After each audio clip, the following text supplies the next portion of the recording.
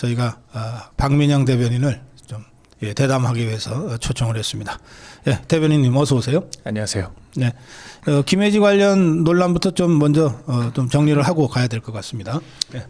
일단은 상황 설명을 먼저 좀 드리는 게 좋을 것 같습니다. 그러니까 제가 한 유튜브에 출연을 한 거예요. 근데 이제 그 출연의 동기는 단순했습니다. 먼저 연락이 왔고 젊은 청년들이 많이 본다 이렇게 이야기를 하더라고요. 그래서 젊은 청년들이고 정치에 관심을 갖고 싶은데 정당 내부 사정을 잘 모르니 젊은 대변인께서 와주시면 너무 감사하겠다라고 정중하게 저한테 요청이 왔어요. 그래서 제가 출연료 같은 것도 안 물어보고 흔쾌히 가겠다 한 겁니다. 사실 제가 좀 섬세하게 따져보지 못한 것은 뭐 잘못이지만 그 프로그램의 취지 자체는 그랬다라고 하는 거고요.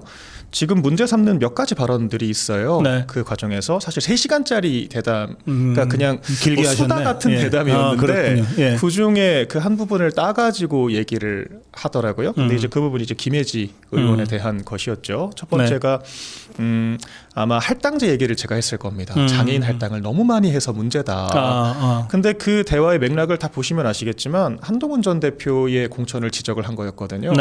그래서 우리가 소위 20번까지를 당선권이라고 했을 때 그 19번까지 장애인이 3명이 들어가 있었습니다.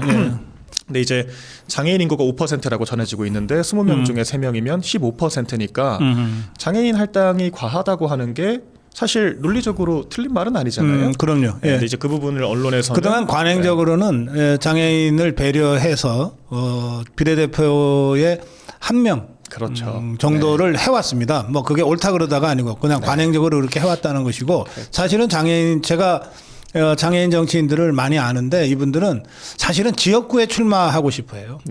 배려받는 거 싫다. 맞죠. 지역구에 공천을 해달라. 우리 경쟁력이 있다. 그렇죠. 그런데 이제 당에서는 당선을 생각하지 않을 수 없기 때문에 이 장애인이 휠체어 타고 과연 지역 유세를 감당할 수 있겠냐. 이제 이래서 비례대표로 한 자리 정도를 늘 이제 배정을 해왔던 거죠.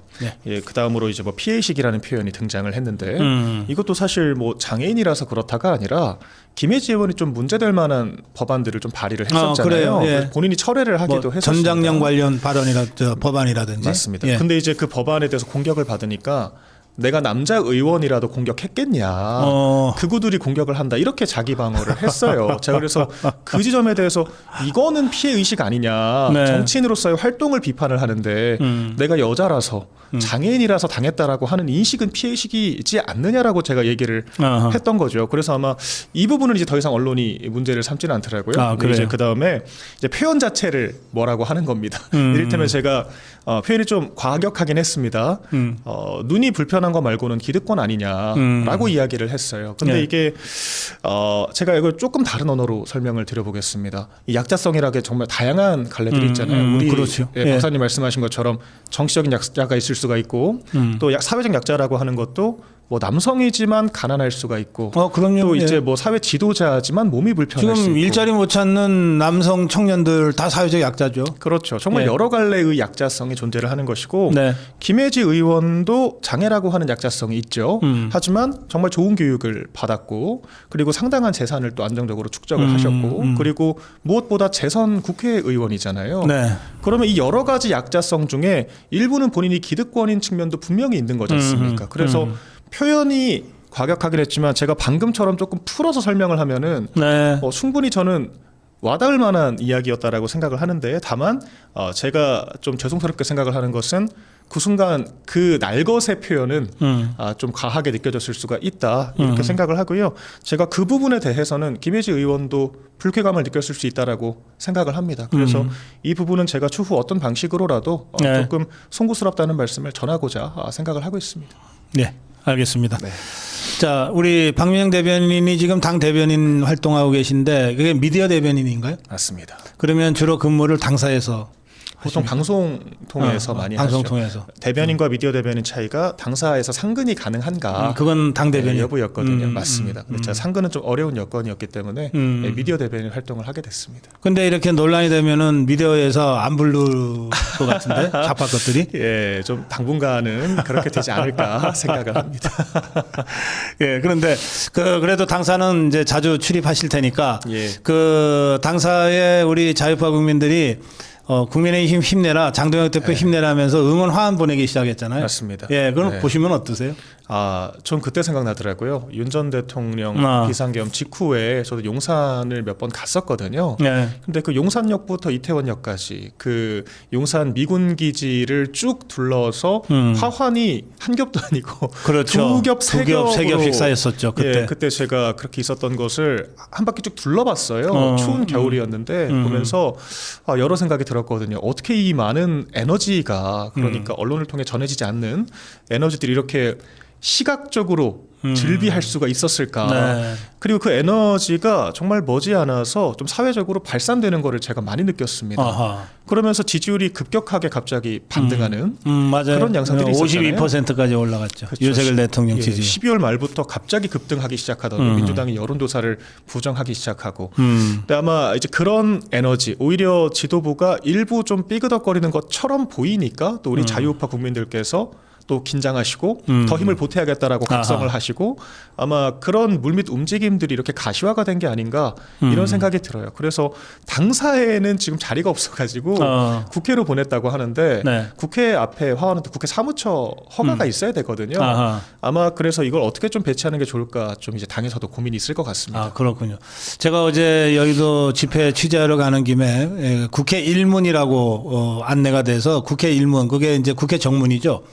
거기를 갔었는데 화환이 하나도 없더라고요. 예. 그러니까 저 좌파 것들이 그걸 허용하지 않을 거다라고 이제 예상은 하는데, 그러나 제1야당 흔하다고 하는 응원 화환까지 그걸 그 마음대로 전시 못한다면 이거야말로 이 자체가 독재죠. 어쨌든 당에서 좀 후속 조치들이 있을 거라고 예상합니다. 자, 우리 박명영 대변인 모신 김에 뭐 몇 가지 좀 궁금한 거 좀 더 여쭤보겠습니다. 지금 2030 세대가 아주 뜨겁습니다. 네. 반 이재명 전선에 가장 적극적으로 나서고 있는 것 같습니다. 어떻게 보시는지요? 그러니까 저도 지지율 보면 가끔 놀라는 게요. 특히 리얼미터가 하는 조사도 마찬가지고 20대는 민주당보다 국민의힘 지지율이 거의 1.5배에서 2배까지 나오는 경우들이 있더라고요. 그러니까 이게 정말 전례 없는 현상이지 않습니까? 네. 그래서 젊은 세대들이 저는 민주당에 대해서 이제 국민의힘이 아니라 민주당이 기득권이다. 이런 인식을 많이 갖게 된 것 같아요. 실제로 민주당이 지금 대변하는 집단들을 보면은 민노총, 전교조, 민변, 참여연대 같은 조직들이잖아요. 대표적으로 뭐 정책으로 보자면 민노총의 정년 65세 연장 같은 것들. 근데 이런 것들이 결과적으로 그 호봉제랑 엮이게 되면은 그 민노총 뭐 간부들 뭐 1년 그 임기만 연장되면은 네, 그게 신규 채용 몇 건을 줄이게 되는 효과가 있다. 그렇죠. 이렇게 분석이 됩니다. 지금 민노총 조합원들은 평균 연봉이 1억이 넘는다고 하는 그렇죠. 조사가 여러 차례 발표된 바가 있어요. 그래서 이게 젊은 세대들의 이해관계와는 배치될 수밖에 없지만 민주당 굉장히 미온적이고 연금 개혁을 한다라고 했을 때도 모수 개혁을 하는데 젊은 층들은 굉장히 불리한 방식으로 그러니까 민주당은 50 세대 이상을 대표를 하는 거죠. 그러다 보니까 젊은 세대들은 민주당에 의해서 우리의 자유와 경제적인 미래가 박탈당하고 있다라고 인식을 하고 있습니다. 그리고 무엇보다도 이 통제 중심의 이 제도를 만들고자 하는 그런 알력들, 이를테면은 뭐 텔레그램도 금지하고 뭐 이제 카카오톡도 규제한다고 하고 이런 이야기들이 많이 나왔잖아요. 메신저부터. 그래서 그런 민주당식의 통제 중심 정책에 대한 분노, 그리고 이제 PC주의, 약자와 강자를 이분법적으로 일도 양단으로 나눠서 사실 지금 젊은 남성들이 무슨 강자성이 있겠습니까? 그냥 남자라고 하는 성별 하나를 제외하고는 신체적인 것들을 제외하고는 경제적으로나 사회 문화적으로 굉장히 약자잖아요. 정치적으로도 자신들의 어떤 세력 대표성을 발휘하기에는 인구가 너무 작기도 하고. 근데 그런 부분들에 대한 제도권의 고려는 전혀 없죠. 이제 그런 부분들에 대한 상대적인 박탈감들, 심지어는 젊은 여성들조차 지금 검찰개혁이라고 하는 명목으로 사회 안전망들을 다 누더기를 만들고 있지 않습니까? 근데 통계적으로 또 젊은 여성들이 범죄에 노출되는 경우들도 상당히 많지 않습니까? 이런 불안감들이 민주당의 정치가 과연 젊은 세대를 위한 건가? 이런 본질적인 의구심을 갖게 만들죠. 아마 그런 것들이 지금 지표로 반영되는 게 아닌가 생각을 합니다. 그래요. 지금 여기 그 뉴스토마토가 하는 미디어 토마토의 여론조사에서도 이재명 지지율이 2030 세대에서 10% 이상 급락했다는 거거든요. 네. 그 제가 뭐 자주는 아니지만 2030 세대들을 일부러라도 좀 이렇게 만나서 얘기를 해보면 이 세대는 뭐 분명해요. 하여튼 그 위선, 불공정 이런 데 대한 분노가 엄청나더라고요. 맞습니다. 그런데 저 항소포기야말로 대전형적으로 저 이 불공정하고 위선적인 거 아니에요? 그렇죠. 그러니까 이 제도권의 힘을 가지고 부정의를 바로잡기는커녕 부정의를 종용을 했지 않습니까? 네. 그래서 그 남욱 씨 같은 경우에는 내 돈 내놔라 그러고 있는데 지금 그 돈이 300억 되는 지금 부동산이 그래도 지금 500억이 됐다는 거 아니에요? 예. 그러니까 이런 것들은 굉장히 있는 그대로 다가오거든요. 우리가 200억의 시세 차익이라고 하는데 젊은 청년들이 지금 초봉 해봤자 한 4천만 원 되지 않을까 싶습니다. 서울권에서 잘 받으면. 그렇죠. 특히 남성들은 군대 전역하고 하면 28, 9살 정도의 사회초년생이 되는데 100살까지 벌어도 100억이 안 됩니다. 50억도 안 돼요. 안 쓰고 모은다 해도. 예. 네. 근데 저렇게 일확천금을 얻었는데 그 일확천금이 이 제도권의 불공정에 의해서 만들어졌다라고 하면은 당연히 분노할 수밖에 없죠. 더군다나 젊은 층들한테는 부동산도 못 사게 지금 대출도 다 막아놓고 그러니까 그 영끌이라고 하는 일말의 가능성마저 다 차단을 해버렸지 않습니까? 더군다나 2030 세대는 지금 취업도 바늘구멍 뚫기예요. 공채도 이제 하지 않기 때문에 네. 뭐 그나마 삼성이나 뭐 SK가 투자하겠다라고 말은 했지만 네. 이 정권 초에 이 재벌 기업들이 한 약속들은 거진 잘 지켜지지가 않거든요. 그러니까 그 특히 그 삼성이나 SK가 다 미국에 투자를 지금 집중하고 있기 때문에 네. 그 대한민국 청년들의 일자리가 다 미국으로 가고 있는 중이에요. 맞습니다. 이번 관세 협상도 너무도 불리하게 끝맺음이 됐기 때문에 네. 이게 기업의 직접 투자를 빼고도 3,500억 달러 투자를 한다고 했고 직접 투자 규모는 트럼프 대통령의 주장으로는 6천억 달러 규모다 예. 얘기가 나오는데 당연히 기업이 이 투자금이라고 하는 것도 한계가 있지 않습니까? 그러니까 사내유보금이라고 하는 것도 다 가용자원은 한계가 있기 때문에 우리나라에도 투자하고 미국에도 투자하고 관세 압박도 다 카바를 쳐야 되고 또 지금 노동계약들 뭐 노란봉투법, 덧센 뭐 중대재해처벌법 그리고 뭐 주 4.5일제 같은 법안들 다 기업을 옥죄는 계약들이거든요. 네. 3중고 4중고에 엮여 있기 때문에 과연 국내 투자를 원활하게 할 수 있을까 이런 의구심이 들고 결국 그 피해는 고스란히 젊은 청년들에게 돌아간다. 그렇죠. 이렇게 봐야겠죠. 예. 그런데다가 그 최근에 이제 증시를 보도하면서 포모라고 하는 단어들을 언론이 많이 쓰는데 네. 다른 사람들 자기 옆에 있는 사람들은 다 증시 투자해서 돈 벌었대는데 나만 가만히 있으면 나만 처지는 것 아니냐 이런 공포 때문에 빚을 내서 증시 투자하고 영끌해서 부동산 샀듯이 네. 문재인 때 이제 그런데 이게 그 영끌에서 산 청년들이 전부 다 그 타격을 입었고 지금 비투에서 증시 투자한 이 소액 투자자 청년들은 뭐 거의 대부분 지금 이 손해를 보고 있다는 건데. 네. 맞습니다. 그러니까 이게 청년들이 부동산을 살 수 없게 만들었잖아요. 서울 평균 집값이 13억이 넘는데 네. 13억 집 사려고 하면 대출이 6억 정도 나온다고 합니다. 최대가 15억 넘어가면 4억이 나오고요. 그러면은 산술적으로 현금을 7, 8억에서 10억까지 들고 있어요. 부동산을 살 수 있다는 건데 그런 청년이 누가 있겠습니까? 그러니까 30대는 주거 보유율이 3% 정도밖에 안 되는 거거든요. 아하. 그리고 젊은 세대들이 어디로 눈을 돌리느냐? 근데 30대면 이미 이제 그 결혼해서 가정 꾸리고 아이들도 좀 생길 그 나이 대잖아요. 그렇죠. 30대. 30대 이제 남성들이 혼인율이 한 50%쯤 되니까 그러니까 그런 거를 감안했을 때는 여전히 주거 취약계층에 속한다는 거죠. 근데 이제 네. 그 사람들이 못 사는 거죠. 안 사는 게 아니라. 그러면 이제 그 에너지를 어디로 쏟냐? 노동소득으로는 답이 없다. 부동산 오르는 게 훨씬 빠르다. 네. 그럼 결과적으로 증시, 코인으로 눈을 돌릴 수밖에 없잖아요. 그리고 네. 지금 정부가 너무도 잘못된 게 저는 증시를 가지고 경제 실적을 평가받고자 하는 것 자체가 일종의 투기 조장이거든요. 왜냐하면 예. 증시는 경제의 펀더멘탈을 있는 그대로 반영하지는 않지 않습니까? 환율이 지금 너무 높기 때문에 사실 외인들 입장에서는 싸게 들어올 수 있는 기회이기도 하고요. 또 유동성이 또 크기 때문에 거품이 끼거든요. 근데 그걸 실적이라고 하고 심지어 금융위 부위원장이 빚내서 투자해라. P2 얘기를 했다가 또 문매를 맞고. 근데 막상 젊은 세대가 투자를 했더니 돈은 외인들만 벌고 있다. 네. 이런 통계가 나오지 않습니까? 그러니까 계층 이동 사다리를 조금이라도 오르겠다고 정부 지침과 정부의 어떤 방향성을 따라갔더니 정부는 코스피 올랐다고 실적 자랑만 하고 젊은 세대들은 더 가난해지고 이런 악순환이 반복되고 있는 참 안타까운 상황입니다. 뭐 해법은 딱 하나인 것 같아요. 하루빨리 이재명이 끌어내리는 것밖에 없죠. 네. 예, 그래서 이 장동혁 대표가 이 반 이재명 전선에 이제 선봉에 서 있는데 그러다 보니까 저 좌파 것들도 장동혁 대표를 어떻게든 좀 공격하려고, 그러니까 메시지가 마음에 안 들면 메신저를 오염시킨다 이런 네. 전략을 갖고 지금 장동혁 대표를 공격하려고 하고 있는데. 지난번에도 부동산 투기를 장동혁 대표가 맡으면서 11호 대책을 부동산 테러라고까지 규정하면서 공격을 하니까 네. 저것들이 갑자기 막 이 장동혁 대표는 집이 6채인데 막 이런 공격 끼랍시가 했어. 네. 그러다가 장동혁 대표의 미담만 알려주는 꼴이 됐는데 그랬죠. 이번에 또 무슨 장동혁 대표 투기 TF를 구성한다고 또 난리들이에요. 참 궁색합니다. 왜냐면 네. 우리가 투기라고 하면은 수도권에 정말 양지 바른 곳에 집값이 오를 수밖에 없는 곳에 우리가 뭐 전세 뭐 갭 투자를 했다든지 이런 것들을 투기라고 통상 이야기를 하잖아요. 네.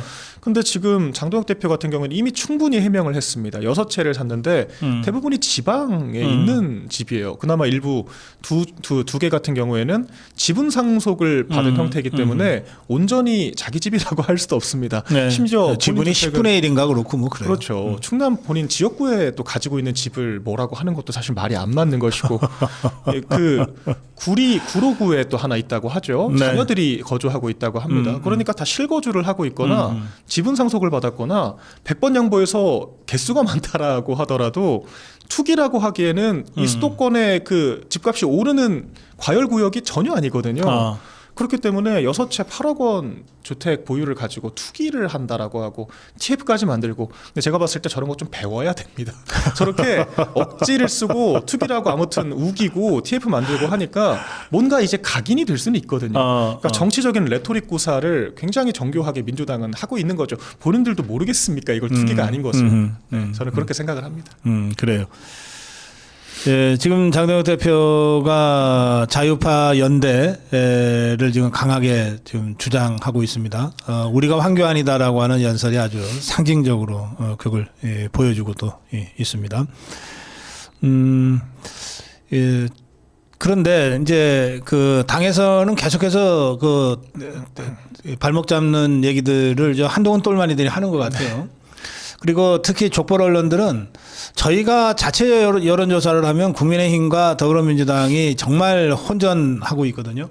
네. 오차 범위 안에서 우리가 이길 때도 있고 질 때도 있고 네. 뭐 오차 범위 내에서 혼전을 벌이고 있는데 무슨 조사를 보고 얘기하는 건지 국민의힘 지지율이 이렇게 낮은데 왜 계속 그 강성 우파들하고만 한다고 그러냐라고 장동혁 대표를 지금 공격하는 족벌 언론들도 있고 네. 한동훈 똘마니들이 거기에 편성해서 딱 공격하고자 그러잖아요. 그렇죠.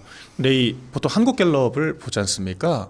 근데 한국갤럽 조사가 이미 저희가 취약성을 확인했잖아요. 전당대회 때 네. 김문수 후보가 3배 이긴다라고 했는데 결과는 정반대였죠. 예. 그러니까 이걸 오차 범위를 정말 한참 넘어선 그런 결과를 발표를 한 거예요. 근데 이제 네임밸류는 있지만 저는 개인적으로 좋은 조사라고 생각하지 않습니다. 그리고 특히나 지금 비선거 국면이잖아요. 그러니까 국민들께서 뉴스 소비를 그렇게 많이 하시지 않는 시기예요. 그렇기 때문에 그 전화 면접 조사는 저관여층들이 많이 참여를 하기 때문에 네. 무당층이 30% 40%씩 잡힙니다. 아하. 그러니까 이 진실된 의중을 확인하기 어렵다는 거죠. 나는 삼지대에 있겠다라고 하는 사람들이 많기 때문에. 근데 결과적으로 ARS로 가게 되면은 훨씬 고관여층들 뉴스를 많이 소비하는 분들이 참여를 하시잖아요. 네. 그래서 결국에는 민주당이야 국민의힘이야 양자택일로 더 진실한 의견을 받아볼 수가 있는 것이고, 그런 조사들로 나오면 지금 어제 그 조원 CNI에서도 네. 야당이 이겨야 한다 지방선거에서 이런 의견이 오차범위 안에서 이겼다는 거 아니겠습니까? 네. 그러니까 결국에는 이 저관여층들의 의사는 시간이 지날수록 ARS 조사, 고관여층 조사를 따라갈 수밖에 없는 구조거든요. 늘 그래왔습니다. 그렇기 때문에 지금 언론들이 인용하는 조사는 이 시기상으로는 좀 오염이 있는 조사다 이렇게 저는 생각을 하고 네. 그 탄핵 국면에서도 결과적으로 다 ARS 조사 따라왔거든요. 그렇죠. 네. 그래서 그런 추세를 저희가 잘 읽는 것이 중요할 것 같습니다. 그 김혜지와의 논란도 그렇지만 제가 보기에 우리 박미영 대변인에 대해서 한동훈 쪽에서 집중적으로 지금 공격하고 있는 듯한데. 네. 제가 뭐 이런 거를 대통령실 있을 때도 다른 분들이 받는 거를 많이 봤거든요. 예. 본인은 쏙 빠지고 온갖 언론 플레이를 통해서 뭐 제가 지금 그러고 있다고 예단을 할 수는 없습니다만 이 좀 패턴이 있습니다. 좀 사실관계를 조각조각 내 가지고 어떻게 하면 더 확대 재생산을 할까에 대해서 굉장히 기술적인 그런 측면들이 있더라고요. 그래서 기사 10개 날 거 100개씩 만드는 그런 기술이 그래서 한동훈이랑 엮인 사람들만 유독 그런 일을 겪는다 정도로만 제가 일단 말씀을 좀 드리겠고요. 그리고 네. 제가 주말간에 제보를 또 받았어요. 이 온라인 커뮤니티 특히 한동훈 쪽 지지하는 커뮤니티에서 언론사마다 영상 다 따가지고 뭐 거의 메일을 30통씩 다 보냈다고 하더라고요. 그러니까 지금 민주당이 공격하는 게 아닙니다. 저쪽에서 이 3시간짜리 영상 중에 3분짜리를 따가지고 그것을 조각내서 다 문제인 것처럼 이렇게 언론에 제보를 하고 지금 어제 보니까 그 한 유튜버, 저 고발한 유튜버가 인권위에 진정 넣어달라고 커뮤니티에 선동하고 있더라고요. 그러니까 전 이게 자연스러운 여론이 아닌 것 같아요. 그 MBC가 또 보도를 했거든요. 인권위에 진정이 뭐 9건 들어왔다느니. 그래서 네. 자연스러운 여론은 아닌 것으로 저는 생각이 됩니다.